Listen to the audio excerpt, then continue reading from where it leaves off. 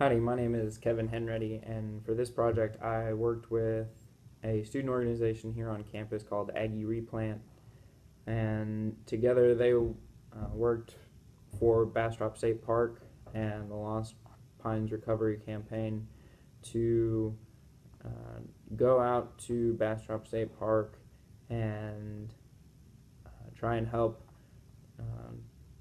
plant pine seedlings in some of the most heavily burned areas of the park after the 2011 fires, which burned over 90% of the park.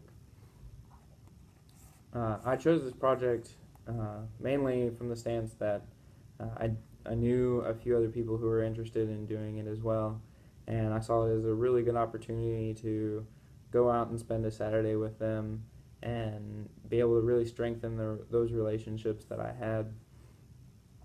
It was also a really good way to give back to the communities around me and provide a better future for the people that the park affects, whether it's the rangers who work there or the people who live in Bastrop who depend on the park and its tourism attraction to make a living. Some new and challenging things that came with this project. I'm a very introverted personality type, so volunteering with such a large group of students was a little difficult at times. I don't do very well in crowds, so I tend to get very angry whenever I'm in there. So it took me a little bit to gain control of my emotions and be able to just calm down and breathe and realize that I'm new to these other people as well.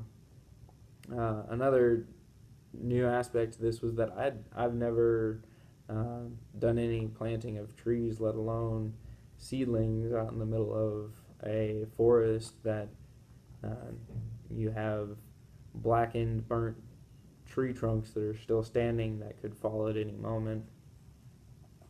And the pine seedlings themselves are extremely delicate, so if you do not plant them right, then they won't survive. A couple things I learned about myself is that I can control my emotions and that I can do well around new people and in crowds. And I further learned that I enjoy some manual labor. I find that there's a good amount of respect in an honest day's work. So I'm also pretty good at it.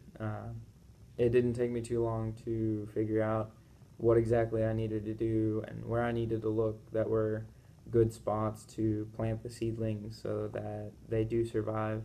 We haven't gotten back survival rates yet, and we probably won't for a while, but I'm hoping that the site that I went to both times does very well.